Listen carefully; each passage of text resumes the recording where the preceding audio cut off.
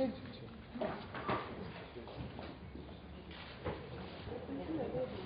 что, вам пара минут на подготовку? Как видите, тема сегодняшнего брифинга настолько сложная, что я даже шпаргалку себе написал, небольшую.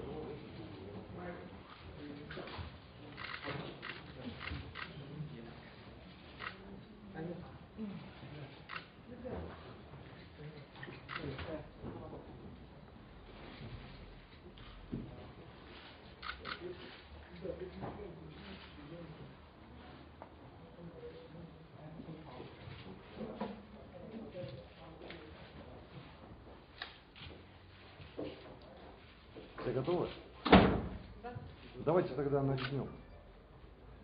Собственно говоря, сегодня я хочу вам рассказать о ситуации, которая мне представляется дикой и нетерпимой. Это ситуация вокруг сбитого самолета и людей, которые погибли в этой, будем ее так называть, в этой катастрофе. Чтобы вы понимали, как только катастрофа случилась, мы нашими силами, надо сказать, весьма скромными, теми, которые могли выделить, оцепили, площадь катастрофы. Это большая площадь, более 10 квадратных километров, на которой разбросаны обломки самолета и тела погибших. Тут же был создан штаб оперативный, в который вошла и прокурорская группа, и группа следователей, и группа патологоанатомов. Однако этот штаб не трогал никак обстановку на месте происшествия, ожидая приезда международных экспертов и специалистов. Вчера место происшествия, скажем так, посетила группа из 14 представителей ОБСЕ и 4 украинских экспертов. Ночью мы встретились с главой миссии ОБСЕ здесь. Это, я так понимаю, заместитель главы миссии ОБСЕ на Украине Александр Гук.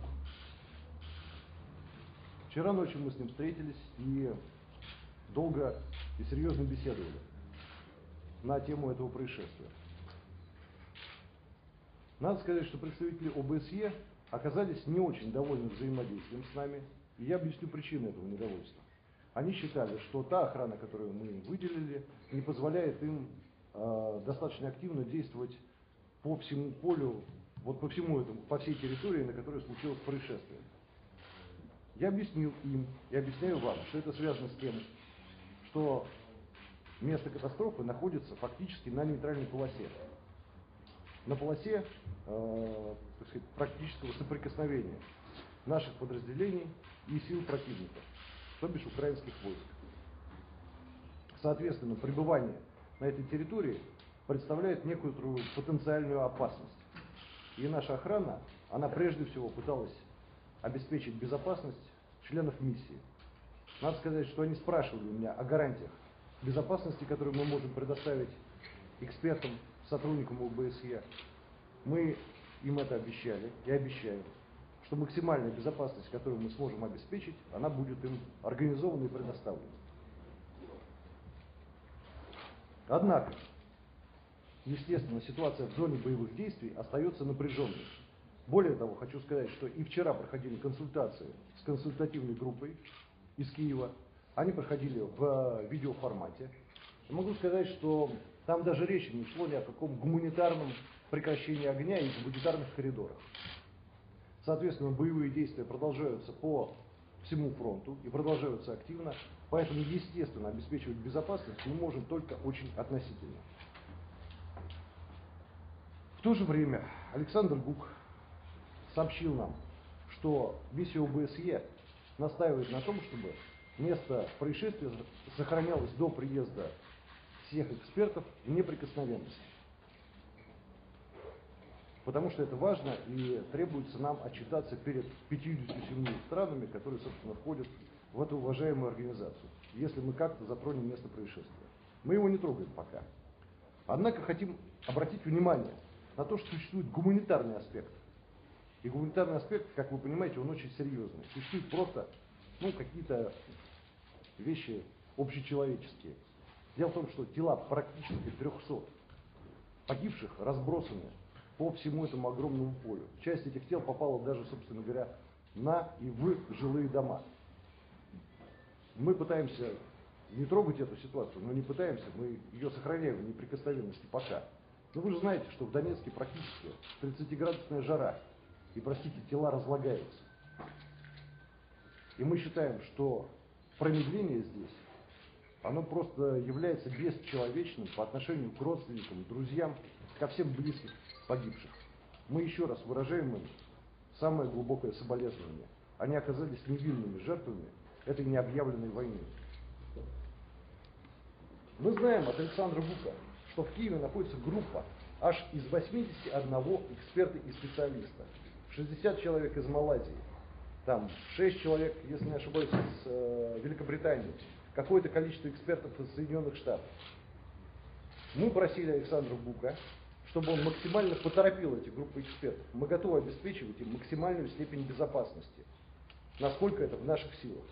Мы хотим, чтобы они как можно скорее оказались бы на месте происшествия. Однако нам было заявлено, что эти группы, да, эта группа из 81 человека, она будет сегодня в Киеве совещаться о чем-то. И только завтра, возможно, завтра прибудет к месту событий.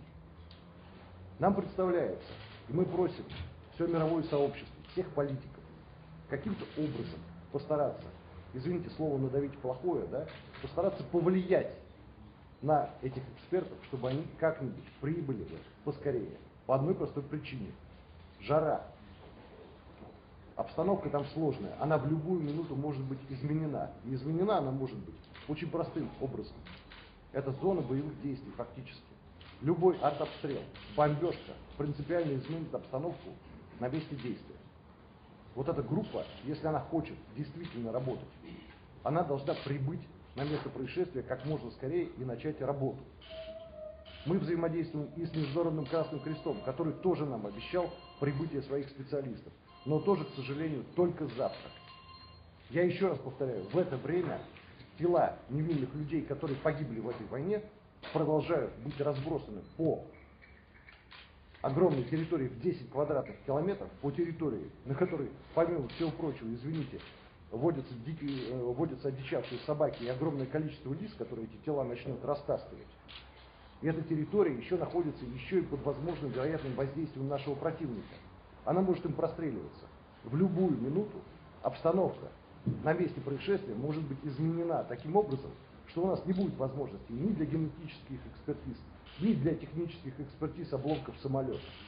Поэтому мы просим, настаиваем, призываем, все что угодно, как можно быстрее экспертные группы прибыть на место происшествия. Мы заинтересованы в максимально полном и объективном расследовании обстоятельств этого происшествия. Однако мы не встречаем доброй воли и экспертов международных, и, простите, мы не видим доброй воли всего международного сообщества.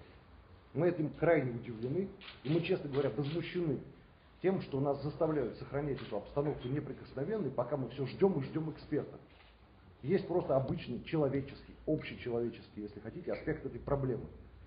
Как мы будем возвращать тела погибших? В каком состоянии? Для чего это делается? Нам представляется, что это возможная искусственная затяжка, которая организована Киевом.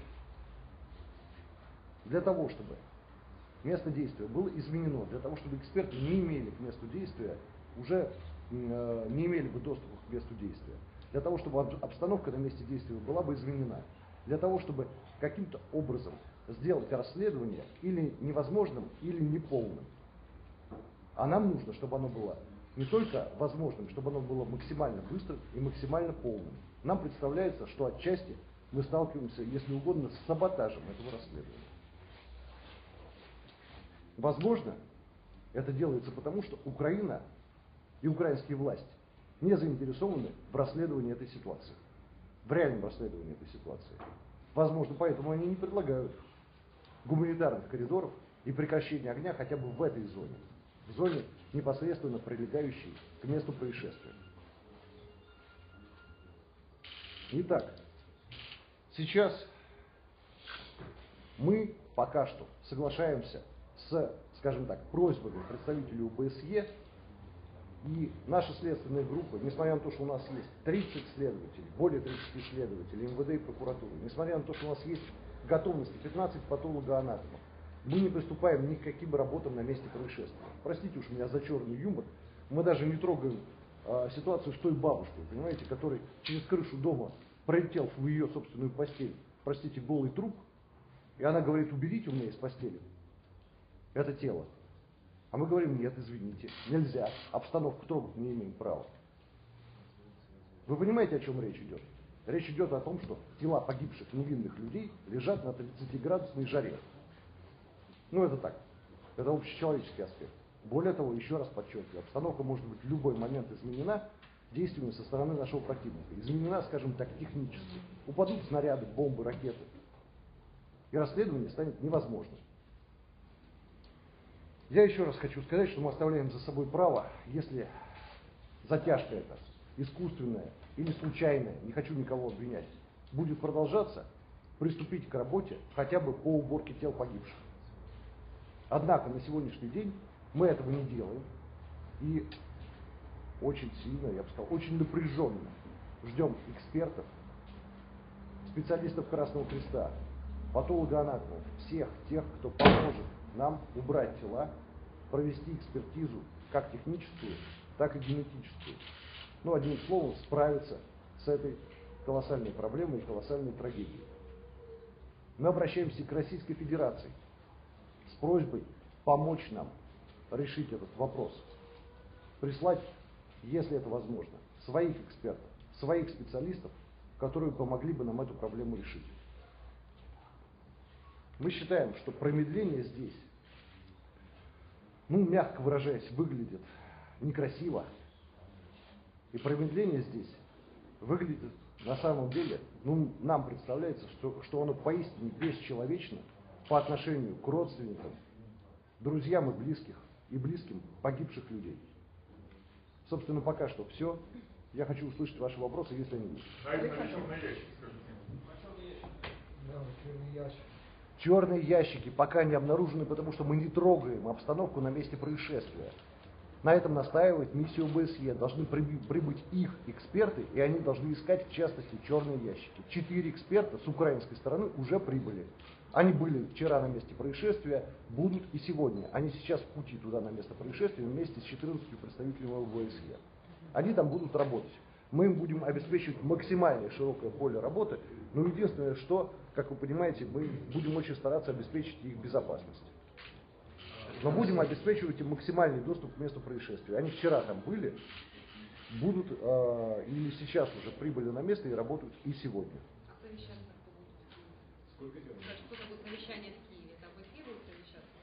Это будут эксперты совещаться в Киеве. Вот группа этих экспертов, они разные, состоят из разных специалистов, они будут совещаться о чем-то с кем-то в Киеве.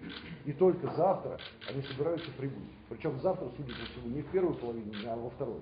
Соответственно, приступить к работе они когда смогут? Послезавтра, в понедельник. Время идет, извините. Сообщение о том, что с мест увезли черные ящики или тела погибших. Вот как прокомментируете? Якобы были найдены ящики, которые уже увезли оттуда, и якобы были тоже 34 тела, которые тоже с места происшествия увезли. Что вы можете по этому поводу сказать? Пока никак не буду комментировать, у меня таких сведений нету. Мы не трогаем обстановку на месте происшествия. Вчера во время визита ОБСЕ звучали выстрелы в воздух. Как вы это можете объяснить? Выстрелы в зоне боевых действий могут звучать. Они пытались пройти куда-то, их не пускали выстрелом в воздух. Это было вчера. Как вы это можете? Вы в этом уверены? Абсолютно. Я такую информацию получал, однако, по нашим данным, тем не менее, никакого противодействия миссии ОБСЕ не звучало. Я опять-таки подчеркиваю, это нейтральная полоса, выстрелы могут звучать. Они звучат периодически в самом городе Донецке, в котором боев не происходит. Вы же понимаете, это зона боевых действий фактически. Никаких предложений о прекращении огня хотя бы в этой зоне нам не поступало. Скажите, а родственники пострадавших уже прибыли в Донецк? Если да, то как они здесь расселяются? Нет, пока нет, не прибыли. Я знаю, что родственники, некоторое количество родственников пострадавших прибыло в Киев. Еще один вопрос. Если родственники пострадавших будут прибывать в Донецк, мы их будем размещать, охранять, ну, все, что положено. И второй вопрос. Вы говорите, что ведутся консультации. Скажите, с киевской стороны, Кто ведет консультацию с вами? С киевской стороны ведут консультации представитель ОБСЕ, госпожа Ханги, если не ошибаюсь, ведет консультации Леонид Кучма и ведет консультации, так сказать, является посредником при этих консультациях посол в России Михаил Зуравов. Однако эти консультации, они пока что не приводят к желаемому результату. Время все тянется и тянется. Наш первый вице-премьер Андрей Пургин сидит на этих консультациях до бесконечности. Возникают разного рода технологические вопросы, они решаются, консультации прерываются на 40 минут, на час, на 2, на 3. После этого они снова возобновляются, и вот практического решения вопросов нету, а консультации идут. То есть всегда можно отчитаться о том, что консультации проводятся, но решения нет. В принципе, это такая отличная ситуация, я бы сказал. То есть прямого контакта с украинским правительством у вас нет? Нет, нет, нет. То есть, если вместо украинского правительства есть Леонид Кучма, то можете считать это прямым контактом. Но я в данном случае не очень понимаю, насколько полномочен и правомочен господин Кучма, хотя он себя как-то раз назвал пожизненным президентом Украины. Ну, это оставим на его совести. То есть, получается, Порошенко именно отказывается с нами провести связь какую-то. Да, совершенно верно. Никаких контактов со стороны действительно уполномоченных и официальных лиц с нами не было. Да. Да, пожалуйста. Простите? Сколько останков, останки с каких тел удалось найти на месте катастрофы? Ну, как вы понимаете, там погибло, собственно, 295 человек. 298, извините. Да, 298. Вы знаете, вы не были на месте происшествия. Я вот был, я могу вам сказать, что слово «найти останки», оно может быть во многих случаях весьма и весьма, так сказать, относительным. Так же, как и любая безопасность бывает относительной. По одной простой причине. Многие тела очень сильно, как бы это выразиться, помягче, фрагментированы. Последний раз, если не ошибаюсь, звучало... Кстати, представитель миссии ОБСЕ предложил нам, когда мы, собственно, его спрашивали о человеческом, гуманитарном аспекте, как он, так сказать, может прокомментировать или что он может посоветовать на эту тему. И единственное, что он посоветовал, это накрыть тела чем-то, тряпочками, по всей видимости, чтобы они так в глаза не бросались. Ну, вы понимаете ценность такого совета, учитывая погодные условия и все прочее. То есть у вас, вы не можете озвучить данные по количеству данных? Озвучить данные... Цифра 180... Обнаруженных тел. Я вам говорю, да, если говорить о более-менее целых телах, это примерно столько. Но есть тела, которые очень сильно фрагментированы. Это не тела, это, извините, останки. Давайте я уже не буду употреблять каких-то жестких выражений, да, потому что это, ну, не совсем корректно по отношению к тем родственникам и близким погибших, которые, возможно, будут слышать мои слова в вашем, так сказать, в вашей передаче, в вашем изложении. Но многие тела очень сильно фрагментированы. Увы. Александр Ильич, Да. а паспорта, вот эти документы какие-то найдены, хотя бы половина. Документы, да, документы найдены в довольно большом количестве. Большом, да. Да. Вы их собрали или оставили на месте? Те документы, которые вот непосредственно лежат, они собираются сотрудниками прокуратуры и будут, естественно, предоставлены экспертам. Я не могу уточнить про черные ящики. Вы говорите, что сотрудники прокуратуры ведут расследование. Расследования ведут, но обстановку на месте происшествия не меняет. Естественно, речь идет об опросе свидетелей, да, о получении разного рода данных. Они, естественно, как-то могли осмотреть и технические вот обломки, скажем так, самолета. Но они ничего не трогают и не забирают с собой. До приезда международных экспертов. И в случае нахождения ящиков вы готовы будете передать их международным экспертам? Конечно. Как вы можете прокомментировать информацию о попытках использования платежных карт погибших, найденных на месте катастрофы? Я могу сказать, что это, к сожалению, возможный вариант. Вы поймите, территория огромная, и чтобы ее оцепить сразу, чтобы ее оцепить, потребовалось довольно большое количество времени. Не исключено, что кто-то из местных жителей мог обыскать тела погибших, найти эти карты и попытаться их использовать. К сожалению, я такого не исключаю. Господин Пургин заявил, что предварительно договоренность достигнута о том, что тела будут передаваться в Мариуполь. Так ли это? И могли бы вы более детально тогда эту информацию рассказать? Но у нас нет мощностей для хранения такого количества тел погибших, поэтому мы были бы рады, если бы Российская Федерация приняла бы тела погибших. Но если это окажется невозможным, то мы готовы передать тела, просто исходя опять-таки из гуманитарного аспекта, готовы передать тела туда, где есть возможность для их хранения и последующей отправки. Но это место, как вы понимаете, Мариуполь? Да, речь шла о Мариуполе. Сначала речь шла о Харькове, а потом речь шла о Мариуполе.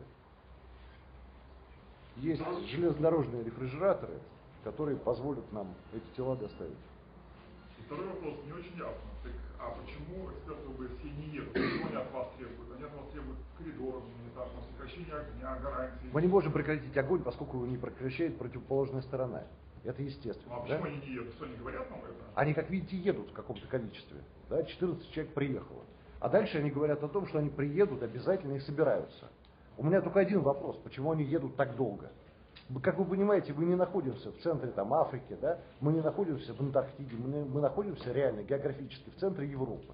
И путь от Киева до Донецка на машине занимает часа 4, может быть 5 часов занимает. В зависимости от скорости, с которой ехать. Безопасность, начиная с первого нашего блокпоста, мы им готовы организовать и обеспечить. Безопасность, охрану, все что угодно. Снабжение, питание, расселение. Вас просят провести какие-то действия, кроме того, чтобы ничего не трогать? Простите? Вас просят провести какие-нибудь действия, кроме того, чтобы ничего не трогать? Нет, нас просят ничего не трогать. Да. При этом, собственно, говорят, что если мы что-то будем трогать, то нам, соответственно, угрожает недовольство мирового сообщества. Ну хорошо, оно нам угрожает. Но тогда мы говорим, дорогое мировое сообщество, если ты, мировое сообщество, нас просишь ничего не трогать, то тогда ты приезжай скорее само и начинай трогать. И начинай как-то эту ситуацию решать. Но дорогое мировое сообщество почему-то медлит. Хотя мы говорим, что обстановка тяжелая. Она тяжелая с гуманитарной точки зрения. Она достаточно опасная с военной точки зрения. Потому что, извините, обстреляют это поле один раз из чего-нибудь. И после этого искать будет нечего. After today of the level translation, Okay. After today of the crash airplane, what do you think about the causes of the shutdown? Прошу два дня после авиакатастрофы. Что вы можете сказать по причинам? Я уже говорил, причина достаточно очевидна. По всей видимости, этот самолет был сбит. Сбить его мы не могли и не хотели. Да? У нас нет таких средств противовоздушной обороны, которые позволили бы сбить самолет на высоте, летящий на высоте 10 600 метров. Наши средства ПВО добивают до высоты только 3000 метров, имеющиеся у нас в наличии. Благодаря чему украинская авиация нас бомбит с больших высот регулярно. Попадает, правда, очень часто в жилые кварталы и в населенные пункты, но бомбит. Вот. Это первый аспект проблемы. Второй аспект проблемы состоит в том, что это нам максимально невыгодно. А вот украинской стороне подобного рода катастрофа, она максимально выгодна. Я объяснял уже почему. Таким образом, на мой взгляд, ситуация абсолютно очевидная. Самолет был сбит украинской стороной. Какими средствами? ПВО или авиацией? Я не знаю. Решать этот вопрос, отвечать на этот вопрос, это дело экспертов, которых мы как раз и ждем. Но они почему-то к нам не едут. Такое впечатление, что они дожидаются того, чтобы ситуация стала бы абсолютно чудовищной, как с гуманитарной точки зрения, так бы и изменилась технологически, с тем, чтобы потом, сославшись на то, что ситуация изменилась, во-первых, представить нас в невыгодном свете с гуманитарной точки зрения, во-вторых, так сказать, объяснить невозможность своего, так сказать, вердикта. Да, что вердикт вынести невозможно, потому что вот все технические особенности уже, так сказать, исчезли, да, так сказать, и ничего расследовать невозможно. Вот и все. Поэтому мы просто призываем всех людей доброй воли, всех политиков, как-то попытаться организовать приезд экспертов, неважно каких, американских, британских, малазийских, каких еще угодно, сделать это побыстрее. Господин Бардатик, не совсем ясно. 14 приехали. Почему они не работают на месте? Зачем Они работают на месте Это 14 человек, это представители ОБСЕ. Представители ОБСЕ по своим функциям являются наблюдателями. Вот они приехали и наблюдают, что происходит. Поскольку ничего не происходит, они наблюдают за тем, что ничего не происходит. А вы ожидаете каких экспертов? Мы ожидаем экспертов в области авиационной безопасности. Мы ожидаем патологоанатомов. Мы ожидаем медицинских экспертов, которые будут контролировать уборку трупов. Ну они откуда эти эксперты? Тел погибших. Это международные 60 человек из Малайзии, я знаю. Вообще всего 81 человек сейчас. Это не под эгидой ОБСЕ. Нет, это не под эгидой ОБСЕ, это международные эксперты из различных организаций. Александр, уже... Мы ожидаем технических экспертов, которые будут как раз расследовать технические аспекты катастрофы. То есть будут говорить, что это было. Ракета воздух-воздух, какое-то средство ПВО, откуда ударило. Да? Так сказать. Ну, в общем, вот эти все аспекты для нас тоже принципиально важные. Потому что, когда эти технические аспекты будут выяснены, и будут выяснены объективно и беспристрастно, то я думаю, что украинская сторона будет выглядеть, ну, как говорят по-русски, очень бледно. Вы уже отвечали на этот вопрос, можно еще раз вернуться? Что произошло с системой БУК, которая, как передавали 29 июля, была взята ополченцами?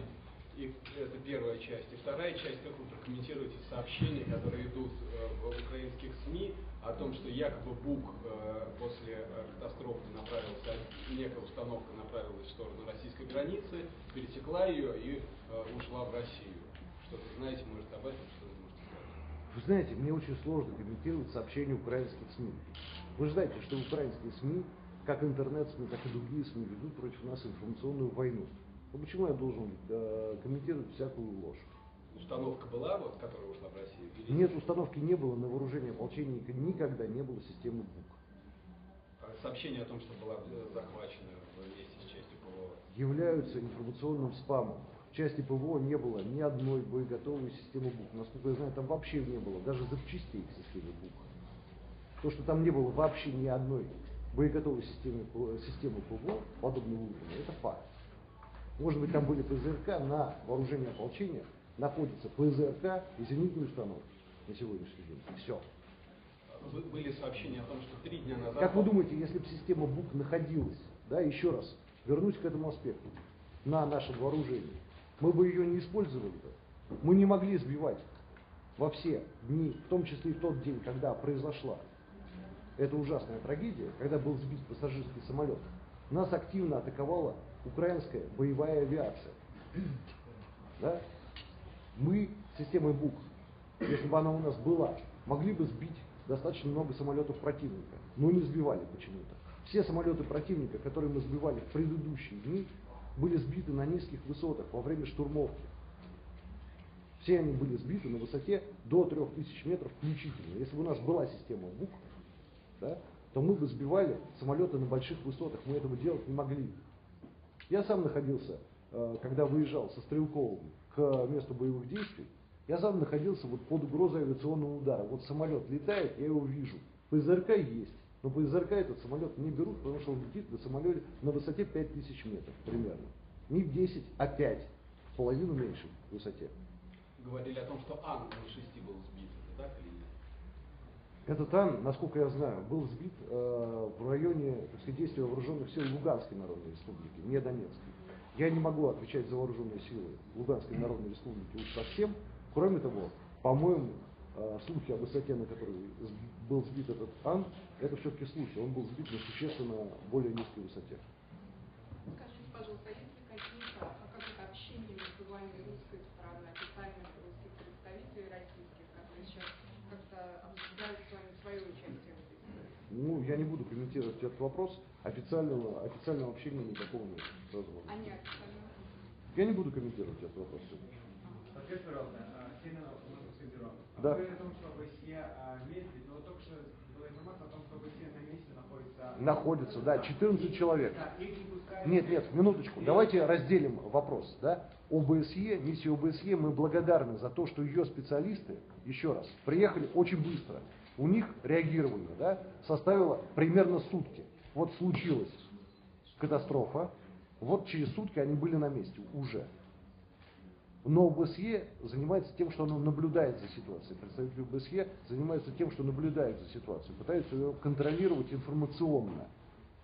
Я говорю прежде всего, и мои претензии адресуются группам экспертов, которые должны не контролировать ситуацию, а работать. Не наблюдать за ситуацией, а работать. Мы просили Александра Бука каким-то образом повлиять на ситуацию с целью ускорить приезд экспертов. Он обещал это сделать, насколько это возможно. Самому господину Буку и его людям, которые прибыли очень быстро на место, ну, для ситуации достаточно быстро на место происшествия, мы вполне благодарны, выражаем благодарность. У нас к ним, к представителям ОБСЕ, нет претензий. Мы говорили о том, что мы с ним обсуждали эту проблему. Проблема состоит в невыезде до сих пор экспертных групп. О том, что сейчас там на месте не пускают к кабине, то есть не пускают ваши люди к передней части самолета. Так ли это или нет? Я думаю, что это не так. Насколько возможно, их будут пускать везде. Им будет предоставляться максимально широкое поле действия. Вчера они были недовольны некоторыми ограничениями по передвижению, да? Но эти ограничения были связаны с обычной безопасностью. Ну, мы просто не можем наблюдать в ОБСЕ, подставить под обстрел противника. Александр Юрьевич, а могут украинская граница специально не пропустить экспертов сюда, к нам? Ну, я думаю, что может, но это вопросы не ко мне. Что будет делать украинская граница, как вы выражаете? Просто чтобы мы поняли, вы недовольны тем, что не приехали эти 8-1, да, эксперты.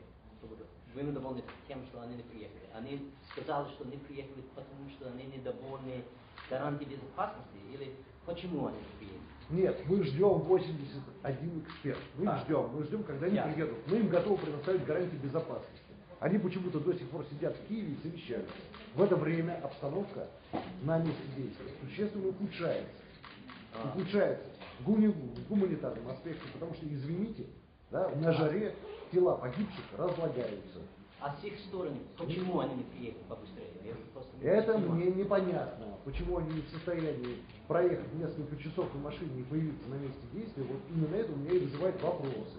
Я обращался к представителю ОБСЕ с просьбой каким-то образом повлиять и поторопить этих экспертов, чтобы они прибыли на место действия как можно скорее и приступили бы к работе.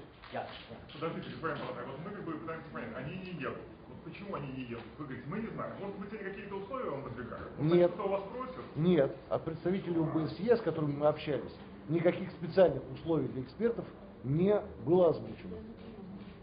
Было сказано, что они приедут, но только в воскресенье. И, судя по всему, под вечер.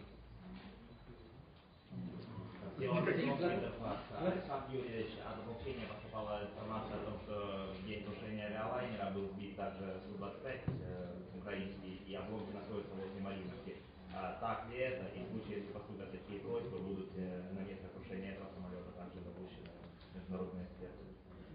Если я не ошибаюсь, в этот день Су-25 не сбивали. До этого, в день предыдущий, было сбито 2 самолета, 2 штурмовика, которые действовали над Дмитровкой и Мариновкой. Действительно были сбиты 2 самолета. Но это были сбиты 2 самолета, которые действовали на низких высотах. Собственно, штурмовики для того и предназначены, для того, чтобы действовать на низких высотах и, так сказать, действовать по позициям непосредственно. Главная служба безопасности Украины заявил, что есть якобы договоренность про так называемый разряд безопасности. Это реально или нет? Нет, это нереально. Я не знаю, с кем договаривался глава СБУ Украины, но с нами он в контакт никакой не вступал. То есть это очередная информационная часть элемент информационной войны. Просто, попросту говоря, утка.